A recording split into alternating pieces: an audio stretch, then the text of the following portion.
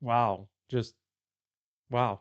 Today is February 25th, 2026, one day after the State of the Union address. So today is Wednesday.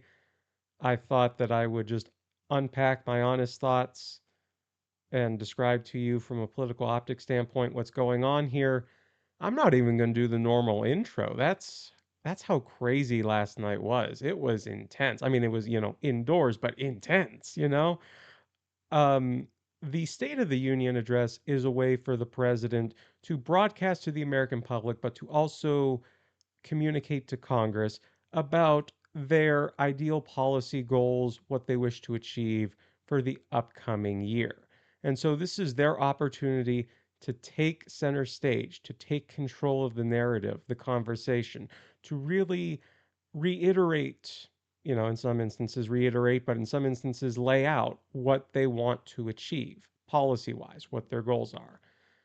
That was intense last night. That was crazy. So, from the get go, a couple things that I want to unpack from an optic standpoint and from a political psychology. So, first off, if you noticed last night, approximately 70 Democrats from both the House and Senate combined chose not to attend the address. So, let's break this down from both perspectives here. What do we got?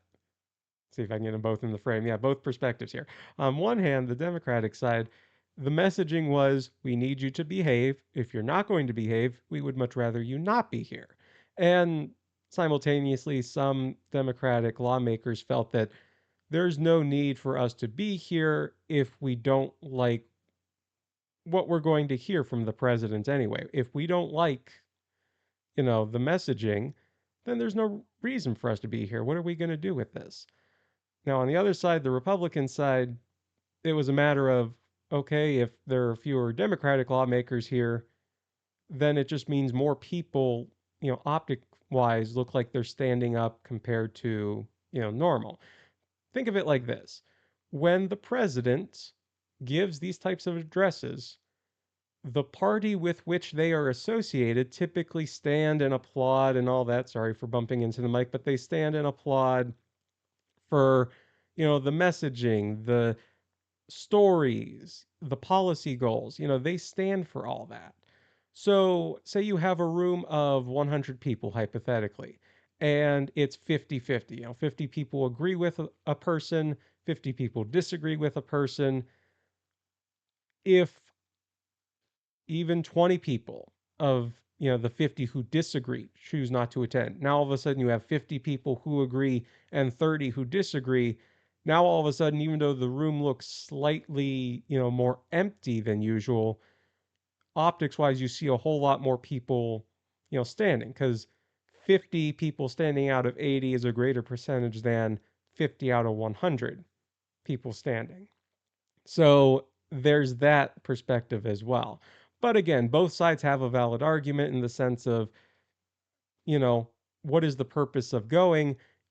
One side has a reason to, the other side doesn't, but it's a matter of keeping decorum. Another aspect to address is the messaging and who certain things were directed at. So, as I alluded to before, the purpose of the State of the Union, the purpose of this address is to primarily communicate with the American public. There's also Congress, but also the American public. That's the main thing, because they have elected you to do a certain job and they want to know how you're going to achieve it for the upcoming year, what your plans are, what you're going to do. So that's the purpose of it as well. And Trump was elected on the economy and immigration. So if you noticed last night, if you listened to the speech, those were the two areas he really focused on. And so the economy, for example, what are you going to do to improve the economy? Because as he said, these are the roaring times of America. America is back. People generally do not feel that, at least so far, when they go to the grocery store to buy general items or what have you. So, what are you going to do to address it so that we feel that real effect as Americans? There's also immigration. That was the other part he focused a lot on. And in large part, he was elected on this because people really felt, we need to get, the worst of the worst, people who have committed violent crimes and have somehow been allowed into the country. You know, people agree that America should be safe. Generally people agree with that sentiment. So getting out the worst of the worst, that's kind of what aided really moderate minded people to voting for him in 2024. But you see the images out of Minnesota, for example, and other places, around the country, and you don't really see the worst of the worst, making news headlines and stories. So now, from an optic standpoint for most Americans, what are you doing to remedy this situation? So there's that aspect of it as well. The policy standpoint, how are you going to achieve the goals upon which we elected you? I also want to make a distinction between Trump 1 and Trump 2 from a social psychology standpoint in his speeches.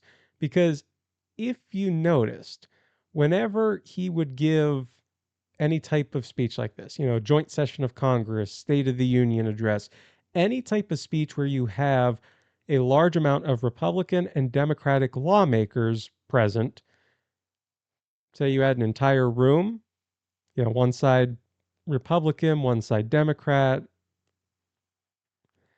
he would primarily just give the speech to Republicans. He would just look at them. There was no, hi, Democratic lawmakers, how are you? He would very rarely, few and far between, look to the Democrats. It was mainly just Republicans where he was giving the speech toward. And that was very obvious if you watched it.